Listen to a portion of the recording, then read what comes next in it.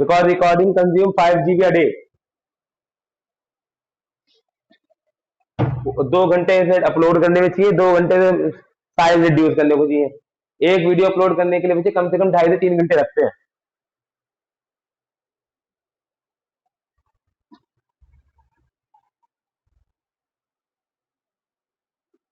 Till 20 नवंबर हमें physics का syllabus complete करना है। 20 में सोच के चलेंगे तो 25 तक होगा अपने आप।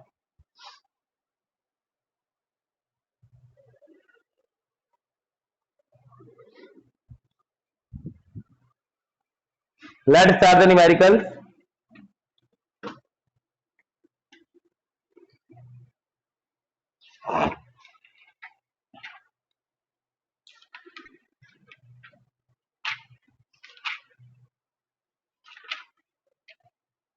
एनसीईआरटी का क्वेश्चन है, a Cassegrain telescope has 2 mirrors. A Cassegrain telescope has 2 mirrors such that they are placed। बाकी मेरी में एरर आ रही है, दिख नहीं रहा मुझे कितना दे रखा है, कुछ अपार दे रखा है, कुछ एज विद द मिरर। ये मेरे को मेरी बुक में देख प्रिंटिंग एरर आ रहा है। If the radius of curvature of the large mirror is 220 and the small curvature is 140। दो मिरर है बच्चे, बड़े वाले का रेडियस ऑफ कर्वेचर मतलब कॉनकेव मिरर का है 220 mm, और जो छोटा वाला है उसका रेडियस आपको दे रखा है, यानी कि कॉन्वेक्स मिरर, उसका रेडियस दे रखा है 140 mm। उसका रेडियस दे रखा है 140 mm। ठीक है, उसके बाद वो कह रहा है वो कह रहा है इमेज कहां बनेगी, इमेज कहां बनेगी।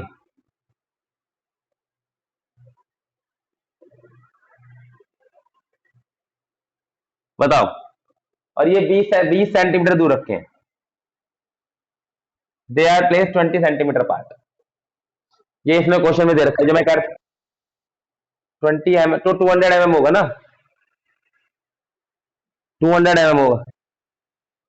और ये सारे सेंटीमीटर में, ये सारे mm में होंगे फिर। हाँ तो कोई दिक्कत नहीं, वो तो एक ही बात है। ये 20 mm, ठीक है। तो बच्चे इसकी फोकल लेंथ कितनी हो गई 110 mm, इसका फोकल लेंथ हो गया 70 mm। ठीक, लाइट कहां से आती है, टेलीस्कोप है, लाइट कहां से आ रही होगी, इन्फिनिटी। ये सब आपको खुद सोचना है। और जो लाइट पैरेलल आती है वो कहां टकराती है, फोकस पे। इसका फोकस यहां से कितनी दूर होगा, 110 सेंटीमीटर दूर। ये तो 20 सेंटीमीटर दूरी था, 110 सेंटीमीटर दूर कहीं रहा होगा,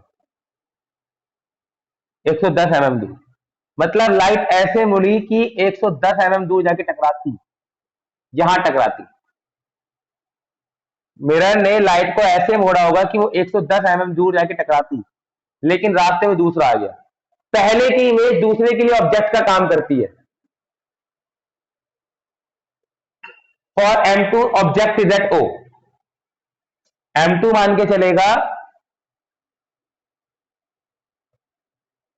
ऑब्जेक्ट इज एट O।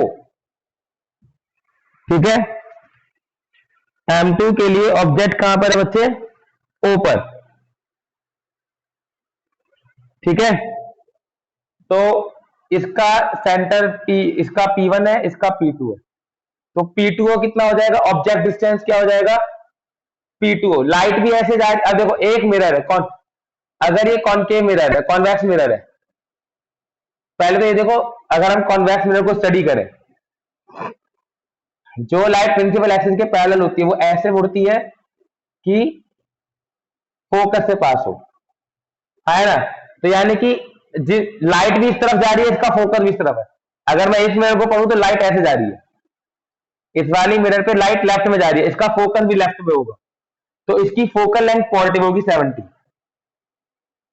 इसके लिए ऑब्जेक्ट भी लेफ्ट में ही है, तो इसका यू भी पॉजिटिव होगा। कितना, ये 110 था, ये 20, ये 110 था, ये 20, तो ये कितना बचा, 90, 90। ठीक है, इसमें अभी लेफ्ट वाली पॉजिटिव चल रही है, इसके लिए लेफ्ट साइड पॉजिटिव है, क्योंकि लाइट ऐसे आ रही है। जिस तरफ लाइट जा रही होती है उस तरफ वाई डायरेक्शन पॉजिटिव होती है ना, इस पे लाइट ऐसे जा रही है, तो इसके लिए ऑब्जेक्ट का डिस्टेंस भी पॉजिटिव है, इसके लिए इसका फोकस भी इस तरफ होगा कहीं, तो 1/v minus 1/u equal to 1/f लगाया, v minus 1/u is 90, 1/f is 70, 1/90 plus 1/70, यहां से आपका v आ गया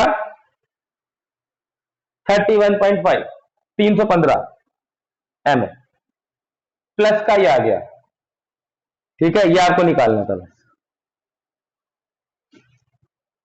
ये जो इमेज बनाएगा 315 mm दूर बनाएगा, मतलब अब ये पॉजिटिव में आएगा, मतलब और लेफ्ट में, ये 110 था, 315 कहीं और इधर रहा होगा, मतलब इसने लाइट को ऐसे नहीं मोड़ा, इसने लाइट को ऐसे कुछ मोड़ दिया कि वो इमेज और पीछे बना रहा है 315 mm पे।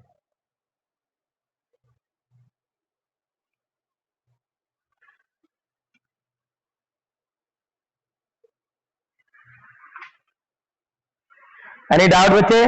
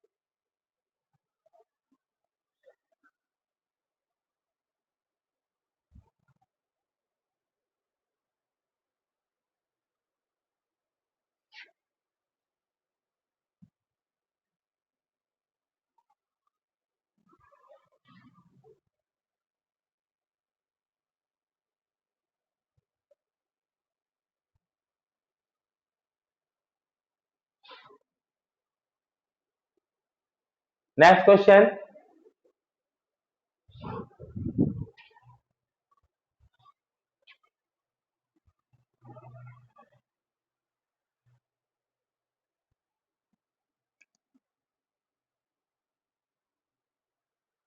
बच्चे आपको लेंसेज गिवन है L1, L2, L3, जिनका पावर गिवन है डायोप्टर में 6, 3, 10, 6, 3, 10 डायोप्टर। एपर्चर गिवन है साइज, मतलब 181, 181। Identify better lens for microscope का objective and eyepiece. Second, telescope का ऑब्जेक्टिव एंड आईपीस। देखो ये आपको 3 लेंस दे रखे हैं, आपको इन 3 लेंसों को स्टडी करके बताना है इनमें से कौन सा बेटर है, ऑब्जेक्टिव लेंस ऑफ माइक्रोस्कोप के लिए, आई लेंस ऑफ माइक्रोस्कोप के लिए, ऑब्जेक्टिव लेंस ऑफ टेलीस्कोप के लिए और आई पीस ऑफ टेलीस्कोप के लिए। तो देखिए बच्चे, हाउ विल यू स्टार्ट? तो ऑब्जेक्टिव लेंस की कैरेक्टरिस्टिक मैंने आपको हर लेंस की लिखवाई है। ऑब्जेक्टिव लेंस, अगर मैं माइक्रोस्कोप की बात करूं, माइक्रोस्कोप में मैंने कहा था एफओ एफई दोनों छोटे होते हैं, बताई थी नहीं बताई थी, but FO is more smaller than FE.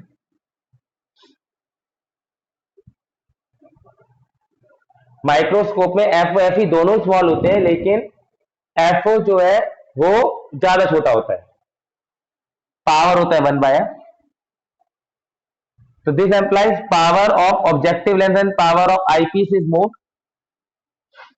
अगर फोकल लेंथ छोटी होगी तो पावर उतनी बड़ी हो जाएगी, and power of objective length is great, क्योंकि focal length of objective length ज्यादा छोटी होती है, focal length of objective length ज्यादा छोटी होती है, तो पावर ऑफ ऑब्जेक्टिव लेंथ बहुत ज्यादा बड़ी होगी पावर ऑफ आईपीस से, बड़ी होगी पावर ऑफ आईपीस से।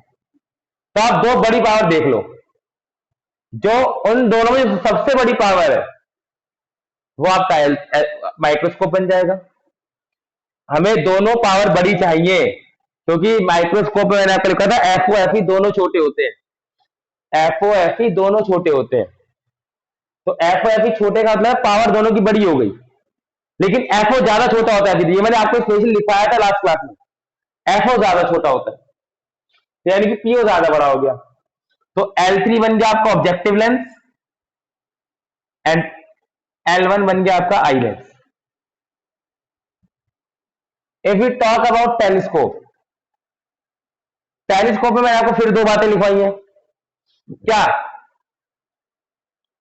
ऑब्जेक्टिव लेंस में लिखा है हाई अपर्चर, तो सबसे बड़ा अपर्चर यहां L2 का है, L2। ऑब्जेक्टिव आईपीस में क्या लिखा है? Smaller FE higher magnification. Eyepiece के बारे में क्या लिखा है? स्मॉलर एफई हाई मैग्निफिकेशन, ये वर्ड लिखाया था। अगर एफई स्मॉल है तो पावर क्या होगी? हाई। पावर क्या हो जाएगी? लो। अगर एफई हाई है तो पावर क्या हो जाएगी? लो। अब लो पावर वाला दूसरा लेंस कौन सा है भाई? ये तो मेरा ऑब्जेक्टिव लेंस बन गया।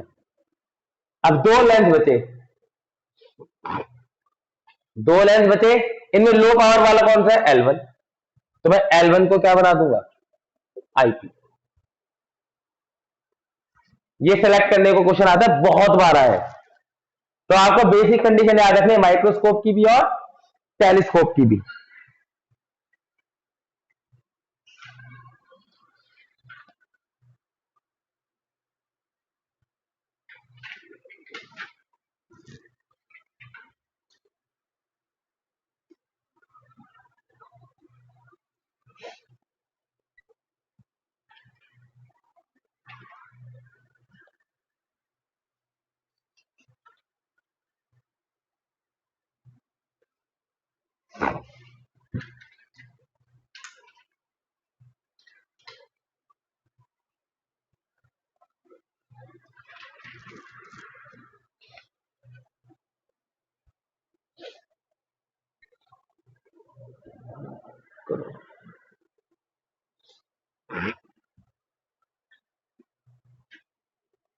Next question.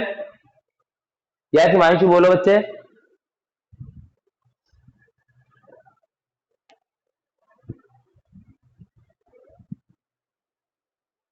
हाँ, पढ़ लिया बच्चे मैंने।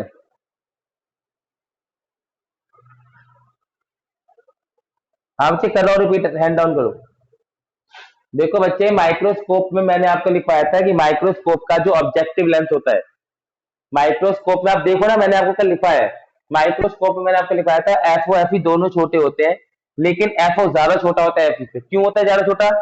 क्योंकि मैग्निफिकेशन का फॉर्मूला था minus VO by UO 1 plus D by FE, यही था ना? यही था या नहीं? आया ना? जितना एफई छोटा होगा उतनी मैग्निफिकेशन ज्यादा होगी, जितना, और ऑब्जेक्टिव लेंस का साइज ऑलरेडी बहुत छोटा होता है, तो एफओ एफई दोनों छोटे रहने चाहिए। और ऑब्जेक्टिव लेंस का साइज छोटा मतलब ऑब्जेक्टिव लेंस और भी छोटी फोकल लेंथ होना चाहिए। फोकल लेकिन यहां दे रखी है पावर, फोकल लेंथ और पावर का क्या रिलेशन होता है, इनवर्स। फोकल लेंथ छोटी तो पावर ज्यादा, तो फोकल लेंथ ऑब्जेक्टिव लेंथ की छोटी है तो पावर उसकी बड़ी होनी चाहिए। पावर बड़ी का मतलब ऑब्जेक्टिव लेंस की सबसे बड़ी, ऑब्जेक्टिव लेंस की पावर सबसे बड़ी होनी चाहिए। वो 10 डायोप्टर, उससे बड़ी छोटी पावर किसकी होनी चाहिए, आईपीस की। हो सकती टेलीस्कोप में ऑब्जेक्टिव लेंस में केवल अपर्चर दिखते हैं, जिसका सबसे बड़ा अपर्चर, जिसका सबसे बड़ा अपर्चर वो ऑब्जेक्टिव लेंस बनेगा, वो ऑब्जेक्टिव लेंस बनता है टेलीस्कोप का, तो वो L2 है। ठीक है, और आईपीस कौन बनता है, जिस, अब हमने फॉर्मूला देखो मैग्निफिकेशन का, -FO/FE। मैग्निफिकेशन का फॉर्मूला क्या था बच्चे, -FO/FE। जितना FE छोटा करूंगा उतनी ज्यादा मैग्निफिकेशन आएगी। Smaller FE correspond to high magnification. जितनी मैग्निफिकेशन ज्यादा आएगी उतनी पावर लो है, और जितनी फोकल लेंथ, फोकल लेंथ छोटे होने का मतलब है पावर लार्ज होगी, उल्टा लिख दिया मैंने। फोकल लेंथ छोटा होने का मतलब है पावर लार्ज होगी। ठीक है, पावर लार्ज किसकी है, L3 की, तो L3 जाएगा। मैंने उल्टा लिख दिया, small power, small focal length का मतलब है लार्ज पावर, पावर लार्ज किसकी थी, L3 की, तो L3 जाएगा। ये सही कर लेना बच्चे, पावर अगर स्मॉलर फोकल लेंथ है तो पावर लार्ज चाहिए, लार्जेस्ट पावर किसकी है, L3 की। मैंने स्मॉल फोकल लेंथ में स्मॉल पावर ली थी, उल्टा होता है ना रिलेशन। नेक्स्ट क्वेश्चन, ये भी एनसीईआरटी का ही है, एक्सरसाइज का, क्या गिर गया, देखिए बच्चे एनसीईआरटी एक्सरसाइज का ही है।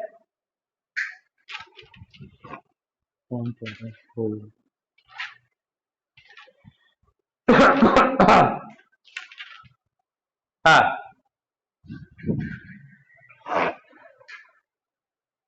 a giant refracting type telescope has focal length, objective length of focal length, refracting telescope है। ठीक है, इसमें ऑब्जेक्टिव लेंस की फोकल लेंथ 15 मीटर है, eyepiece of focal length 1 centimetre. ठीक है, आपको मैग्निफिकेशन बतानी है। मैंने क्या कहा था, रिफ्रैक्टिंग टाइप में डिफॉल्ट होता है एस्ट्रोनॉमिकल, आपको नहीं बताना कौन सा, तो आप डिफॉल्ट मान के चलोगे नियर एडजस्टमेंट, ओ astronomical normal adjustment, far point, मैंने आपको सबके नॉर्मल के डिफॉल्ट केस लिखवाए थे, नॉर्मल एडजस्टमेंट। और इसमें जो फोकल मैग्निफिकेशन होती है वो -FO/FE की, -15 मीटर अपॉन में 1, तो यह आ जाएगा -1500 सेंटीमीटर अपॉन में 1 सेंटीमीटर, तो -1500। मैग्निफिकेशन कितनी आ जाएगी बच्चे इसकी, -1500। ये ए पार्ट था। बी पार्ट में कहता है, अगर हम इससे मून देख रहे हैं, अगर हम इससे मून को देख रहे हैं तो मून का इमेज का डायमीटर कितना आएगा, image dia of moon, if ये हमें निकालना है, if diameter of moon is 3.48 10⁶ metre and radius of lunar orbit, radius of lunar orbit is 3.8 into 10⁸ metre. ये क्वेश्चन है। ये एक टेलीस्कोप था जिसका FO इतना था, FE इतना था, इससे आपने मून को देखा, इससे आपने किसको देखा, मून को। तो कह रहे diameter of moon, image of diameter of moon formed by objective lens निकालना है, फॉर्म्ड बाय ऑब्जेक्टिव लेंस निकालो। कब, अगर एक्चुअल डायमीटर ऑफ मून इतना है, 10 की पावर कितना था, 8, 10 की पावर 8, 3.8 इंटू 10⁸ मीटर। 10⁸ कितना था? 6। एक्चुअल डायमीटर ऑफ मून है 3.48 10⁶ metre and radius of lunar orbit is 3.8 into 10⁸ metre.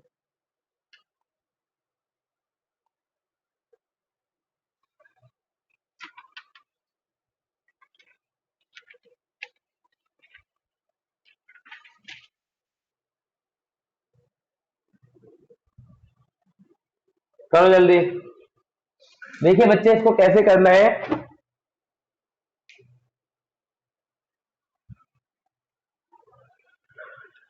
वो कह रहे एक ऑब्जेक्टिव लेंस है, ये मून को देख रहा है, ये मून होगा, इसकी इमेज कहीं यहां बन रही होगी, इसका डायमीटर निकालना है मुझे। ऑब्जेक्टिव लेंस से जो इमेज बनाई है, ऑल दो इसकी एक और इमेज बनेगी जो आईपीस बनाएगा, उसकी बात नहीं कर रहा वो कह रहा है जो इमेज ऑब्जेक्टिव लेंस ने बनाई है उसके डायमीटर कितना है। अगर मून का डायमीटर आपको गिवन है कितना, डायमीटर ऑफ इमेज, मून का एक्चुअल डायमीटर आपको दे रखा है 3.48 10⁶। लूनर ऑर्बिट मतलब distance of moon. Lunar orbit क्या होता है बच्चे? Distance of moon. वो कितना दे रखा है? 3.8 10⁸। अब मून एक तरीके से इनफाइनाइट ऑब्जेक्ट है, उसकी इमेज कहां बनती है? फोकस पर। यानी कि इसकी जो इमेज बनी है वो फोकस, ये जो दूरी है वो फोकल लेंथ एकल ऑब्जेक्टिव लेंस की 15 मीटर दूर, मतलब सारे मीटर में ना, ठीक है 15 मीटर दूर। ये मुझे देना नहीं है, मैंने अपने बुद्धि मारी, क्योंकि अगर इमेज ऑब्जेक्ट इनफाइनाइट डिस्टेंस से बहुत दूर होता है तो इमेज का बनती है फोकस पर, तो मून तो बहुत दूर है हमसे, तो इमेज का बनेगी नियरली फोकस पर। अब ये एंगल दोनों तरफ इक्वल हो गए वर्टिकल अपोजिट से, इस ट्राइंगल से tan थीटा की वैल्यू कितनी आएगी? इस डायमीटर 3.48 10⁶ अपॉन में 3.8 10⁸। इस ट्राइंगल से tan थीटा की वैल्यू कितनी आएगी? डायमीटर ऑफ इमेज अपॉन में 15। फॉर्मूला लगाने ही नहीं था, दो ट्राइंगल बन गए, इससे tan थीटा की वैल्यू निकाल लो, इससे tan थीटा की वैल्यू निकाल लो, दैट्स ऑल। फटाफट नोट करो, मैं आया 4 दिन लेके।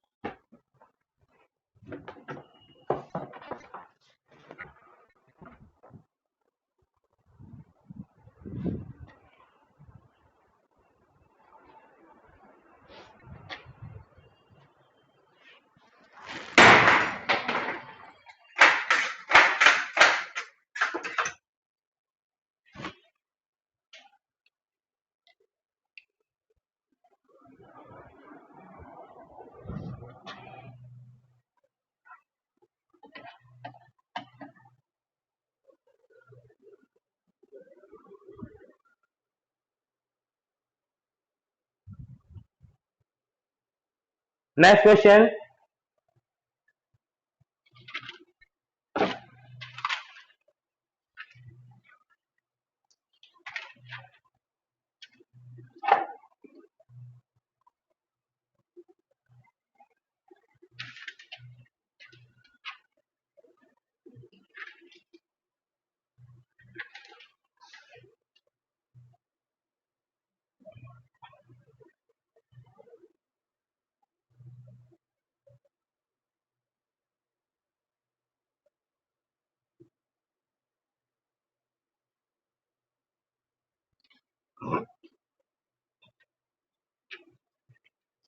क्वेश्चन है बच्चे,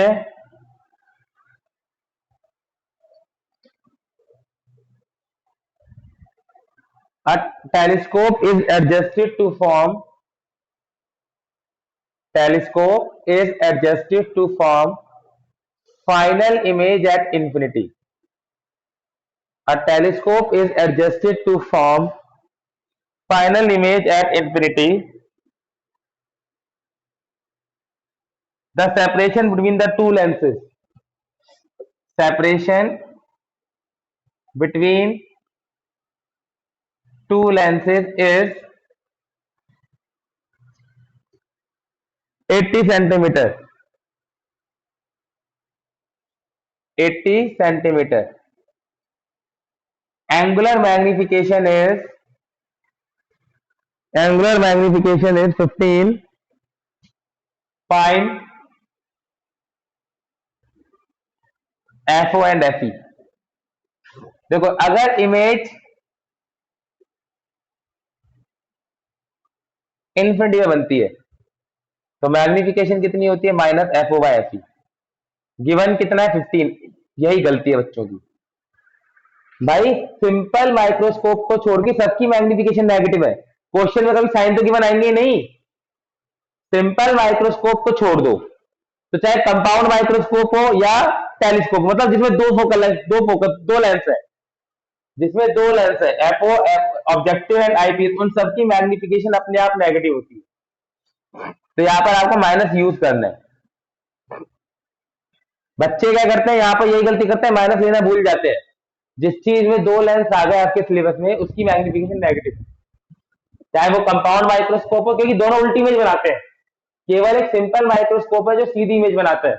चाहे कंपाउंड माइक्रोस्कोप हो चाहे टेलीस्कोप हो, दोनों उल्टी इमेज बनाते हैं. तो ये आ गया. Now separation between the two lenses क्या कहलाता था? ये एल. लाइट आती है कहां मिलती है? फोकस पर, एफओ. ये फोकस इसके लिए क्या बन जाता था? इसके लिए भी फोकस बन जाता है. तभी फाइनल इमेज कहां बनती थी बच्चे? इन्फिनिटी पर. फाइनल इमेज इन्फिनिटी बनने का मतलब क्या है? कि ऑब्जेक्ट फोकस पर है, मतलब ये भी एफ ई था. तो यहां पर एल होता था एफओ प्लस एफ ई. ये मैंने आपको लिखवाया है. ये 80 गिवन है, FO 15 F E plus F E 16 F E, 16 पंजे 80, 5 टाइम्स इधर आ गया फोकल लेंथ ऑफ आईपी. और फोकल लेंथ ऑफ एफओ कितना हो जाएगा? 15 इंटू 5, 75 सेंटीमीटर.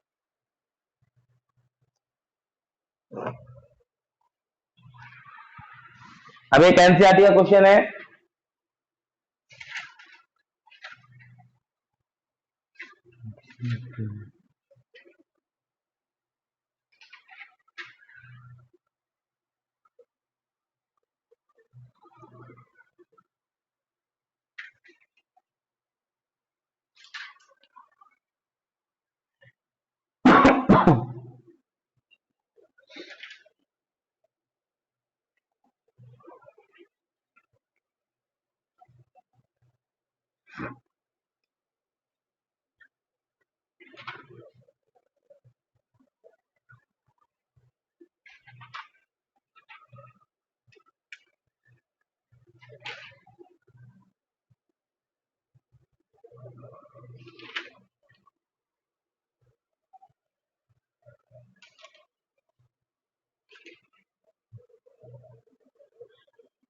हाँ भाई, एनसीईआरटी का 5th क्लास या 6th क्लास क्वेश्चन है.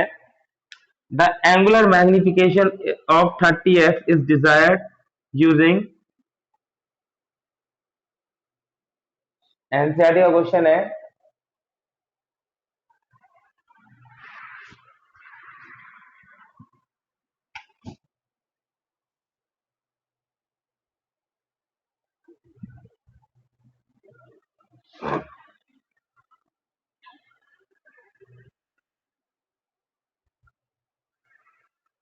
Angular magnification of 30x.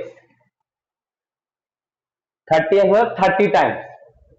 Angular magnification of 30x, वो क्वेश्चन में कह रहे हैं 30x is required, is desired using the objective of focal length. मतलब ऑब्जेक्टिव लेंस की फोकल लेंथ दे रखी है. It desired by using the objective of focal length 1.25 centimetre. अच्छा, कौन सा क्वेश्चन नंबर एनसीईआरटी का? 33 is desired by using the length of focal length 1.25 centimetre. ठीक है, आईपीस का फोकल लेंथ है 5 centimetre. Eyepiece has focal length 5 centimetre. How will you set up compound microscope?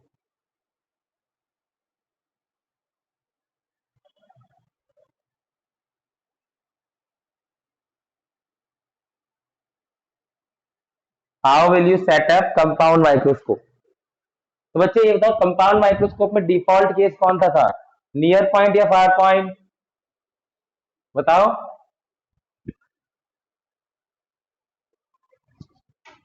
बताओ बच्चे।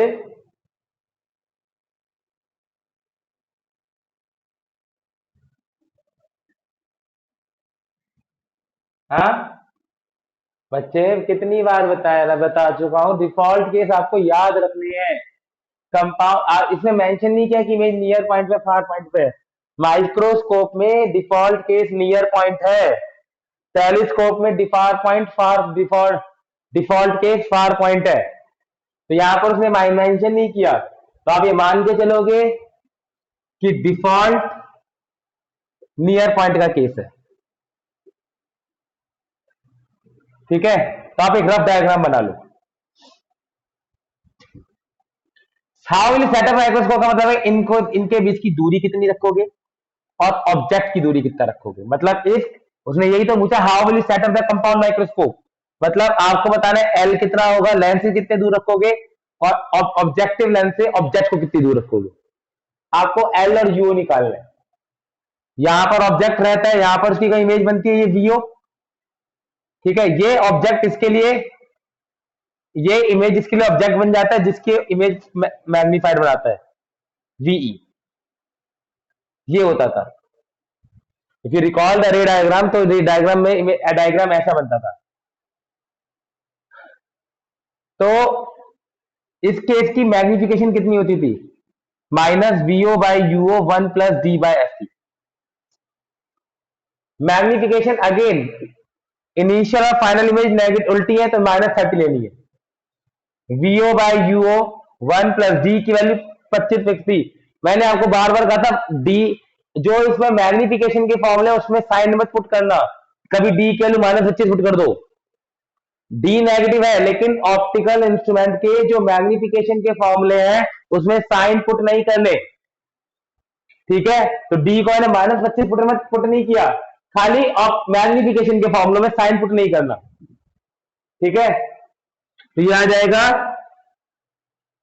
यहां पर माइनस पुट नहीं करा मैंने, D by F E, focal length of eyepiece 5, 5 पंजे 25, माइनस से माइनस कट गया, तो ये आ जाएगा 30 equal to VO by UO into 6, 6 पंजे 30, वीओ इजिकल टू 5 यूओ। पर ये मुझे वीओ ना तो वीओ चाहिए ना यू जीओ चाहिए, मतलब यू तो चाहिए, वीओ नहीं चाहिए। ये बिना बात क्या है, इसको एक इक्वेशन मान के छोड़ दो। जब कुछ ना मिले तो लेंस फॉर्मूला लगानी शुरू कर दो। अगर आगे आप माइक्रोस्कोप टेलीस्कोप के क्वेश्चन में फंस जाओ तो लेंस फॉर्मूले लगाने शुरू कर दो, और आईपीस पे पहले लगाओ। फॉर आईपीस फंस गए ना, 1 by V minus 1 by U 1 by V, मुझे पता है -25, इसमें तो साइन पुट करूंगा, डी की वैल्यू -25 मुझे पता है, खाली ऑप्टिकल इंस्ट्रूमेंट के फॉर्मूलों में साइन पुट नहीं करना। ये तो लेंस फॉर्मूला, लेंस फॉर्मूले साइन पुट करूंगा। इसने जो इमेज बनाई है वो 25 सेंटीमीटर दूर बनाई है, ऑब्जेक्ट की दूरी है minus UE, focal length 1 plus F, तो यहां से देखो यूई निकल के आएगी, फोकल लेंथ मुझे पता है ना 5। इसीलिए कह रहा हूं, जब आप फंस जाओ माइक्रोस्कोप टेलीस्कोप के क्वेश्चन में, रे डायग्राम बनाओ और आई पीस में लेंस फॉर्मूला लगा दो, आपको कुछ ना कुछ हल जरूर दिखाई देगा।